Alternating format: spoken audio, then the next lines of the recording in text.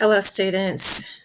This is Miss Johnson, and I wanted to explain the CAP for students who may not be able to be in class on Thursday due to the pep rally or due to absences, whatever the case may be. Let me get this out of the way. Okay. And hold on just a second. All right, technical difficulties already. I want this gone, whatever this is. I want it not there. All right. Well, I'm going to leave it. Okay, so the CAP, long awaited. The CAP is the Cumulative Assessment Project. And for the CAP, you are going to do an interpretive response. Okay, so we've practiced it and you know what an interpretive response is, so this should not be a surprise to you. Let me scoot down to the bottom of this or the middle of this. All right, for this assessment, you will read Jim Haynen's That Could Have Been You, which is a piece of flash fiction, and you are going to explain the story's theme in a short response. And you have to fill out all parts of it to receive full credit. That includes the brainstorming and the planning chart. Be sure to include the following elements: clear and thoughtful thesis statement that identifies a theme, cited relevant evidence from the text connected to characterization and plot, a compelling explanation or commentary that shows how the evidence supports the claim. So, in other words, for every piece of text evidence, there must be commentary to explain it.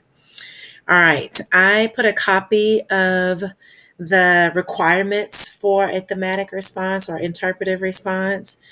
And for the CAP, it is expanded into a full essay.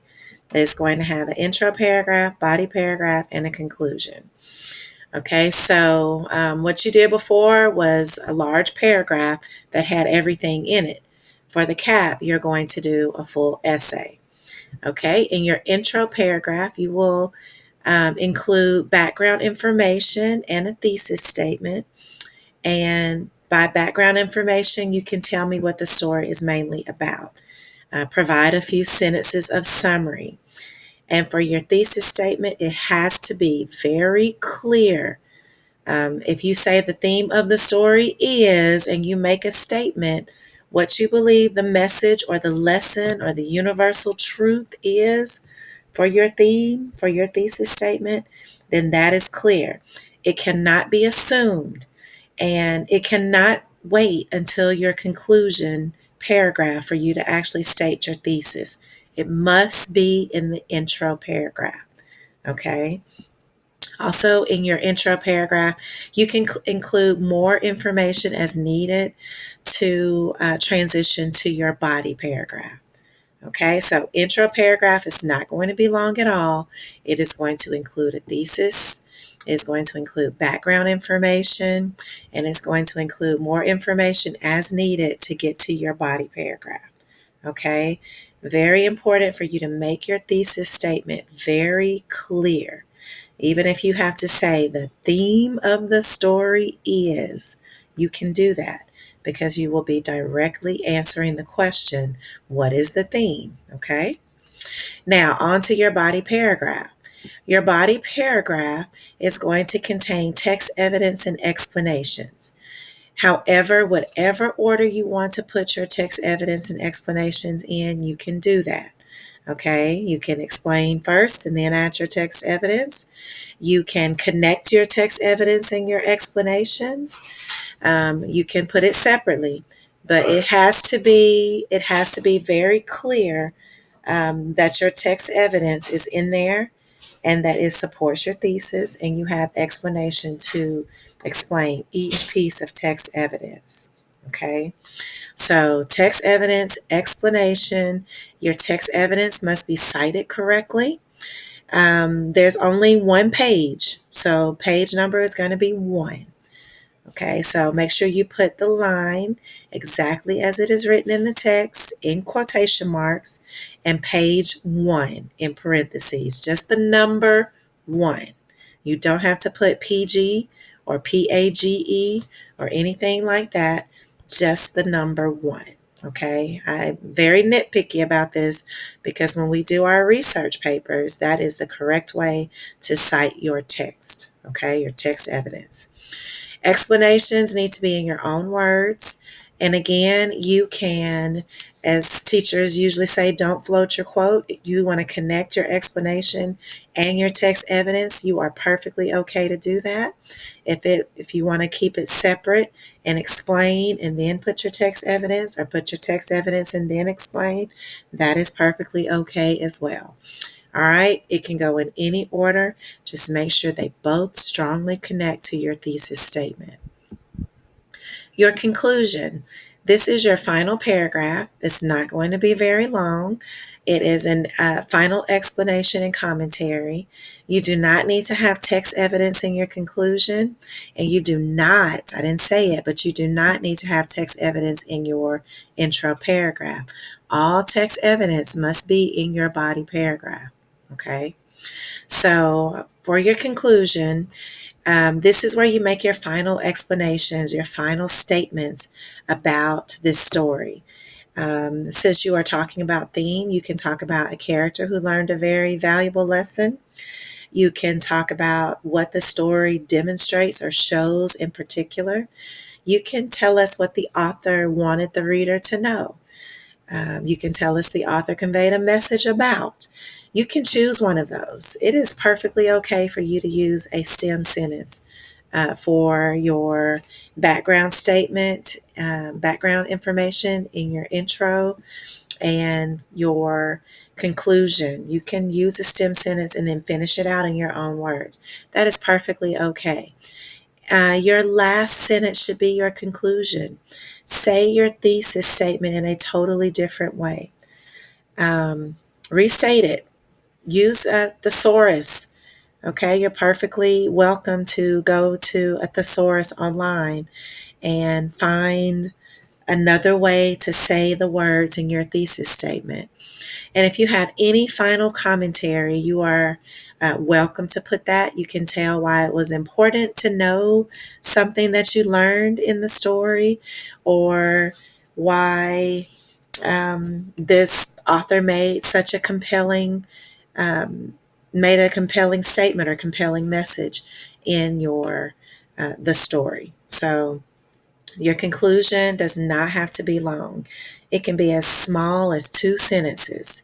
Okay, your intro, same thing. It can be as small as 2 sentences as long as you have background and thesis in your intro.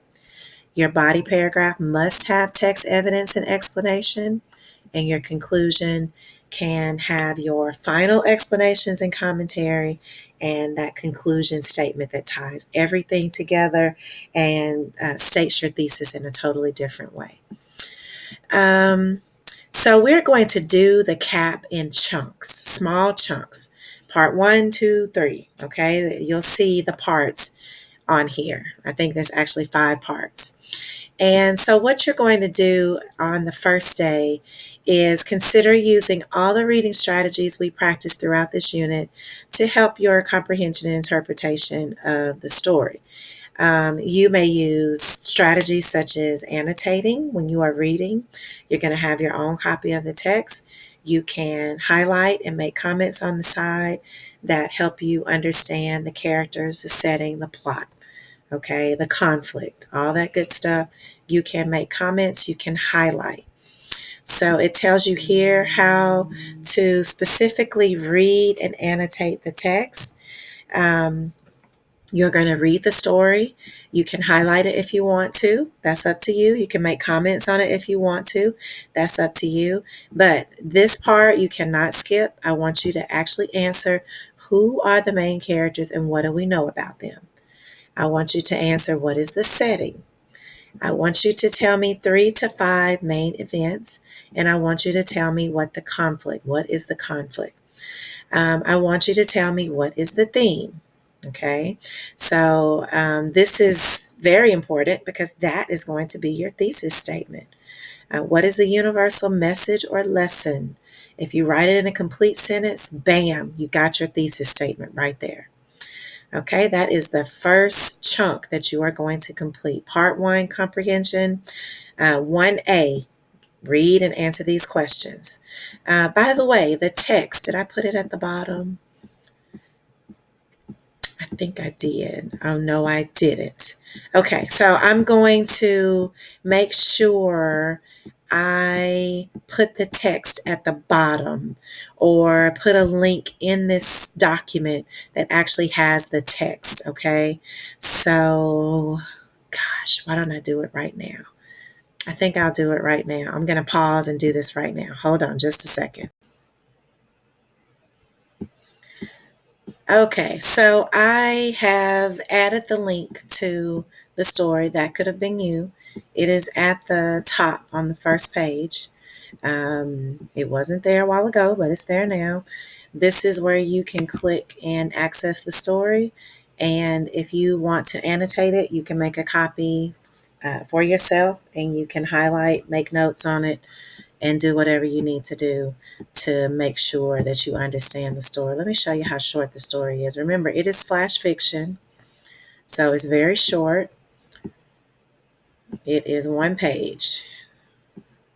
It's actually, if my computer will let it move, it's only a few paragraphs. Okay, so flash fiction, but you must read it carefully because remember in the library, Ms. Smith showed you how a 55-word story could have all the elements of flash fiction in it. So make sure you read it carefully and you can answer all of the questions about the story.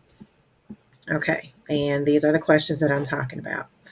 All right, make sure you can answer these and you can't skip this. You have to actually do this. This is part of the planning process. Then letter B says, while annotating, you may use a signpost strategy or to track character and plot. And that should say to track character and plot. So the signpost strategy, if you don't remember the signpost, here is the link that takes you to the signpost.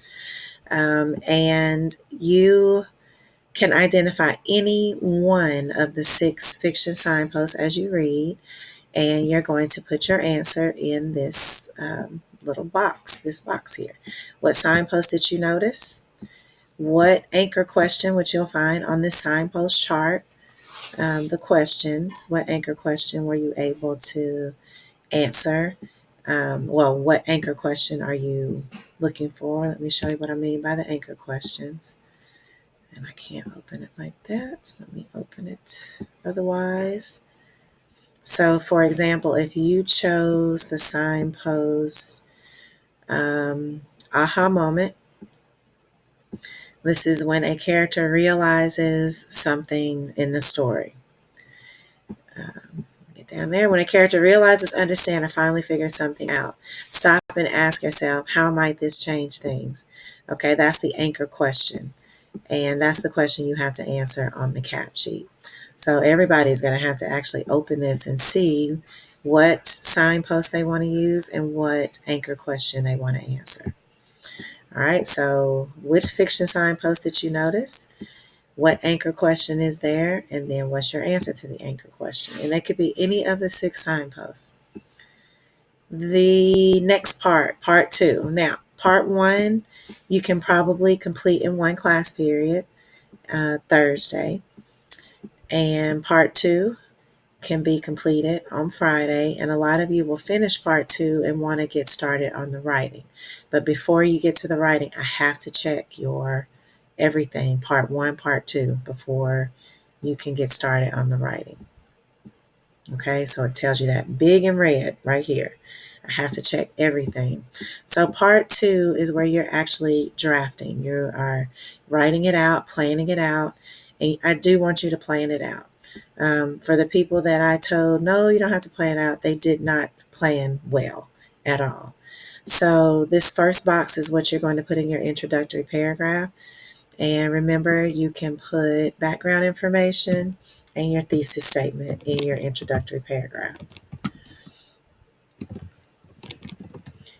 You put your background information, your thesis statement, and more information as needed.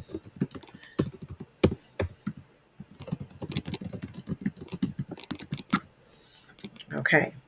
And then there's places for you to your body paragraph. Let me go ahead and enter a little bit more so it'll all be on one page. All right. Your body paragraph is going to have your text evidence commentary, text evidence commentary, text evidence commentary. Remember, your text evidence and commentary can be arranged any way you wish in the body paragraph. You can put it all together. You can put commentary first, text evidence second, text evidence first, commentary second. Okay, you can combine it, but however you want to do it, make sure you jot down your text evidence. And yes, you can copy and paste it from the story and put it in quotes and page number 1, because there's only one page, in parentheses, number only in parentheses. Your conclusion. Remember, you are going to restate your thesis in a different way. You are going to have some final commentary, no text evidence in your conclusion or your introductory paragraph. All right, so once you have all of this done, and this will probably be on Friday, once you have all of this done, you're going to let me know and I will check it. And then on Monday, you will be writing. You will be copying and pasting all of the information that you put in your graphic organizer into an actual paragraph. Okay, so you're going to write your response to what is the theme of That Could Have Been You. And then you're going to make sure it has everything in it. And there is a place down here for you to kind of check yourself with this presentation called Essay Do's and Don'ts. For those of you who are watching this video, you are going to have to click on this and look at it on your own. In class, I'm going to go over it.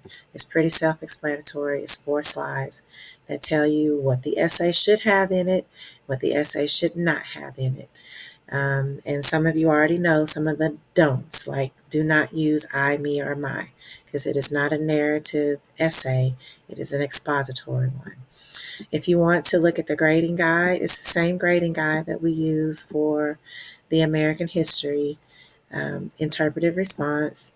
So if you made a 4 on that one, you can make a 4 on this one if you do the same things and you do it better. If you made a 3, if you do what you did but do it better, you can make a 4. If you made a 2 on the first one, do what you did, make it better, change some things up, improve your sentence structures, your transitions from one paragraph to the other, you could get a better score.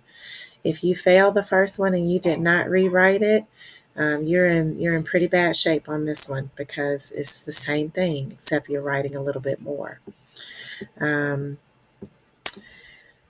So I think that is it for this explanation. This explanation is only for students who are absent or who need a little extra explanation, extra clarity. You are welcome to sign up for my advisory on Friday, Monday, Tuesday, Wednesday of next week. This Friday, next week, Monday, Tuesday, Wednesday. The assignment is due Wednesday at 11:59 p.m. So don't wait until the last minute. We're going to be working on it one chunk at a time, reading it and annotating it first, answering the comprehension questions, doing the one signpost activity, and then planning out your response by actually drafting your intro, your body, and your conclusion paragraph. And then once I approve it, you are free to move on to writing your final draft. And that is it for this explanation. I will see you again soon in class. Goodbye.